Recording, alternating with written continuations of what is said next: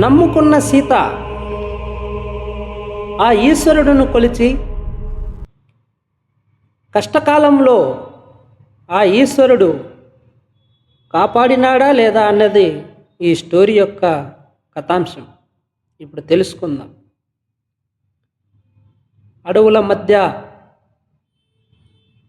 సెలయేర్లు, గలగల పారే ఒక ప్రశాంతమైన ప్రాంతంలో వాతావరణంలో ఒక చిన్న కుటుంబం జీవిస్తుంది. తండ్రి రాము చాలా కష్టజీవి,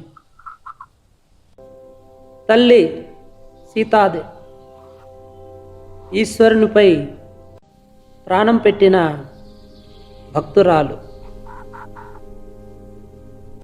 కొడుకు రాజు ఆ తల్లిదండ్రుల ప్రేమలో పెరిగిన అమాయకుడు. ఇంటి ఆవరణంలో కోళ్ళు, బాతులు, పావురాలు, కుక్కలు అన్నీ కుటుంబ సభ్యుల్లాగానే ఉంటాయి.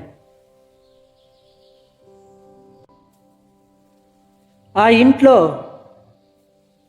ప్రేమకు మాటలు అవసరం లేదు. ప్రతిరోజు వేకువజామున తన ప్రాణమైన కోడిపుంజు ఆమె చెవుల దగ్గరకు వచ్చి మృదువుగా తన సంగీతంతో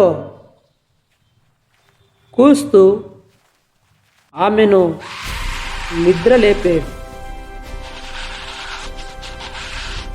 అప్పుడే తెల్లారిందా అని చిరునవ్వుతో లేచిన ఆమె ఇంటి ముందు ఊడిచి ముగ్గులు వేసి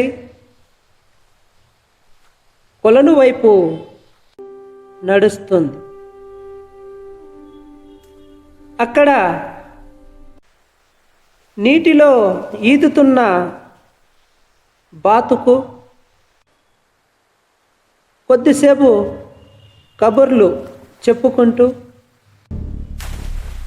బిందె నీళ్లు తీసుకొని వచ్చి ఇల్లంతా శుభ్రం చేస్తుంది.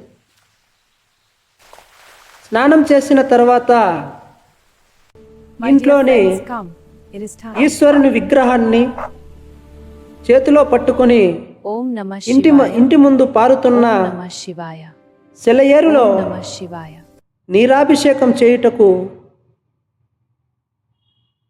ప్రతిరోజు పోతుంది. ఆ పూజలో పూలు, ఫలాలు మాత్రమే కాదు, తన ప్రాణం కూడా ఉంటుంది. పూజ చేసిన నైవేద్యాన్ని ముందుగా తన స్నేహితులైన కోడి పుంజుకు, బాతుకు పెడుతుంది. ఆ మూగజీవాలు మాట్లాడలేకపోయినా ఆమెను వదలకుండా ఆమె వెంటే ఎటు వెళ్ళితే అటు ఒక్క నిమిషం విడవకుండా ఆమె చుట్టూనే తిరుగుతూ ఉండేవి. గలగల పారుతున్న ఆ సెలయేరు, ఆ నీటిలో విగ్రహాన్ని పెట్టిన క్షణమే గాలి ఆగినట్టు, పక్షుల స్వరం మాయమైనట్టు రివ్వున నీటిలో నుంచి ఓ మొసలి ప్రత్యక్షం. ఆ దృశ్యం చూసిన కోడిపుంజు, బాతు ఇద్దరు కేకలు పెట్టసాగాయి. కళ్ళలో నీళ్లు కారుతూ వాళ్ళ మాటలు రాకపోయినా మనసుతో ఈశ్వరుని వేడుకున్నారు. స్వామి, నిన్ను కొలిచిన మా అమ్మకు బలి తీసుకోవడానికి వచ్చావా అని. ఆ అరుపులు ఆమె గుండెల్ని చీల్చేశాయి. భయంతో, షాక్తో ఆమె ఆ సెలయేరులో స్పృహ తప్పి పడిపోయింది. మొసలి మింగబోయే క్షణంలో నాకు సేవ చేయని రోజు లేదు, నాకు నైవేద్యం పెట్టని రోజు లేదు అని ఆమె కన్నీళ్లలో ఆ ఈశ్వరుడు హృదయాన్ని తాకాయి.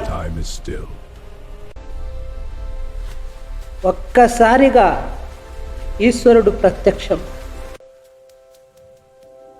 ప్రకాశవంతమైన కాంతిలో మొసలి శక్తిని కోల్పోయింది. ఆ క్షణంలోనే బాతు తన చిన్న ముక్కుతో నీటిని తీసుకువచ్చి తన ముఖం మీద చల్లి స్పృహ వచ్చిన తర్వాత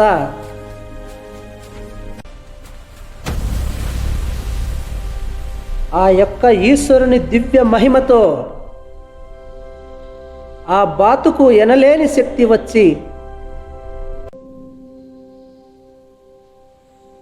ఆ క్షణంలో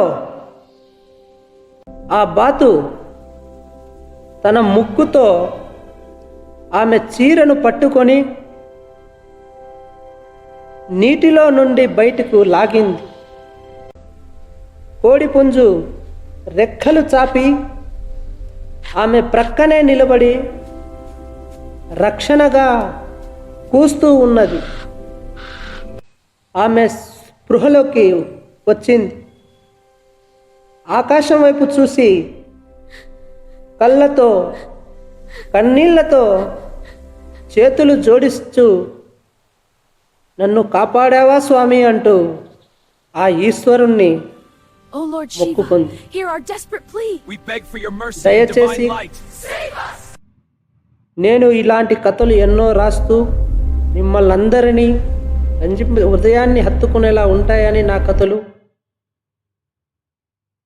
నా మాటలు మీకు నచ్చితే షేర్ చేసి లైక్ చేసి ఆదరిస్తారని, ఎవరికైనా బాధ పెట్టి ఉంటే క్షమిస్తారని కోరుకుంటూ మీ ASPN